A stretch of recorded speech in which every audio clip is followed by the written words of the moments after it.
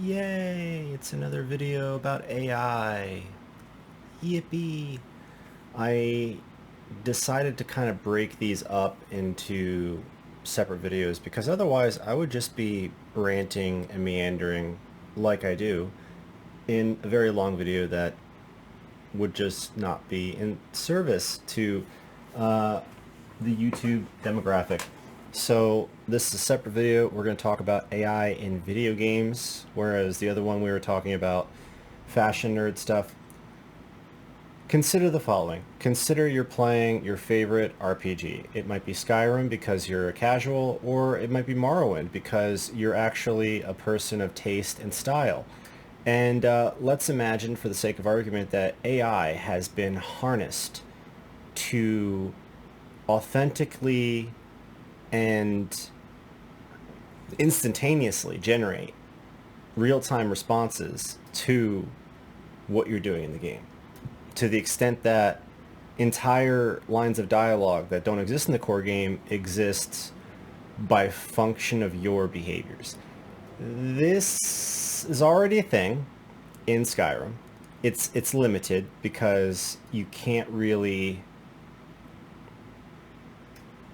make it do things. You can't. Yeah, it's kind of it looks convincing, but I assure you that the depth that you're looking for is not there. But it's close. We are close. We're getting there. We're reaching a point where games that are not really that fun anymore or never were could become fun with the addition of AI, either by means of third-party modifications or, and this is the scarier part, put in there by the developers themselves.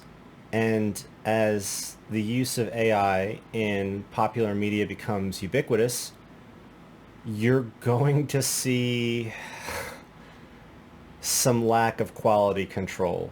And we already do. We already see companies like Ubisoft just really, really shit the bed and crank out inferior product after inferior product. We already see Bethesda just take a steam and dump on intellectual properties that, let's be real, they probably shouldn't have anymore. They have legally control over these intellectual properties, but they don't care for them. It's neglect. It's abuseful. Let's be real. Like, they're sending cease and desist letters to modders for things like Mar Oblivion or Sky Oblivion or Skywind, right? Like, this is crazy, crazy town, crazy train. But now, as bad as all that is, you're going to see companies starting to use AI to cut corners in the development process of the game. If you thought that the settlement slash fetch questy nature of Fallout 4 was bad, if you thought that that felt like a hollow, empty game, like a cash grab, like, oh my god, 45 minutes and I'm done with the main story already, where's the rest of the game? Uh, Buckle up, Ichabod, because you ain't seen nothing yet. This is going to become so normalized, and it's going to get worse because a lot of the dialogue and quest objectives are going to be randomly generated by AI. And there's going to be some novelty to that because the AI is going to be able to like procedurally generate, dungeons and caves and, little places for you to go. And it's going to be able to generate stories that feel hokey and plucky and convincing and interesting in some ways and weird and cringe in others. But it's not going to be art in the way that games were art or should be art today. It's not going to be art in the way that Cyberpunk or Witcher 3 is art. It's going to be a product in the way that Fallout 76 or Fallout 4 is. It's going to be a piece of consumable media first mostly. And it's going to be so far divorced from what you've come to expect that it's going to turn a lot of people off. And a lot of people are for better or worse, going to not play video games when this happens. They're going to be so turned off by it that they're going to find other hobbies. They might read books. There might be like a whole movement of people that kind of like retreats back into earlier forms of entertainment and consumerism. You might see more people going outside and touching grass, which would not be a bad thing. But I just have to warn you all that it's getting better, but it's going to get worse, right? Like sometimes, like with politics are a good example. I hate talking about politics, but it's a good example. Sometimes, in order for everybody of every faction to agree that something is broken or something is bad or someone is bad, that thing or that person or that system has to get so bad that the toilets are overflowing and people's socks are getting wet.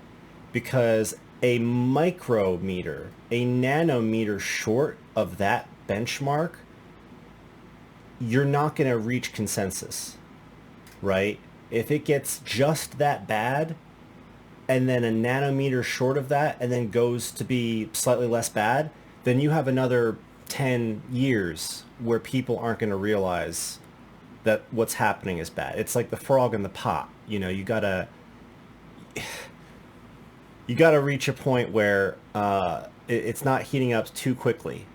Otherwise, the frog's just going to hop out of the pot. And I think with AI and gaming and mindless, soulless, greedy cash grabs and companies like Ubisoft and BioWare and Bethesda, you're gonna see that happen. It's just gonna be, look at Dragon Age. Look what they did to my beautiful boy. Dragon Age was so good, and then Veilguard came out, and it was like a Pixar film. It was like a kid's game. It was so watered down, and people were like, "Oh, it's gonna be woke. It's gonna be this. It's gonna be that," and you can't even really have boobs in that game. Like the boobs in that game that you can have are smaller than mine, and I'm a dude, right? Like it's weird, and now AI is going to be programmed by AAA game developer, C-suites of people. The C-level of the company is going to say, well, we want to do this, this, this, and this, and the AI is just going to do the shitty, uninteresting things that the company is already doing, but do those things with more efficiency and with more precision, which is going to be objectively bad for the consumer. Whereas the modding community is going to use the exact same technology to unfuck the situation to the best of their ability while dodging lawsuits, while dodging cease and desist letters from companies like Bethesda. I see you, Todd Howard. And it's going to be an arms race where the only people that win are the ones that know how to use the technology. And in most cases, that's going to be the people with all the money and the resources and the hardware with which to action that knowledge. And that's deeply unfortunate, but that is where we're going right now. And I think that's the future of AI in gaming.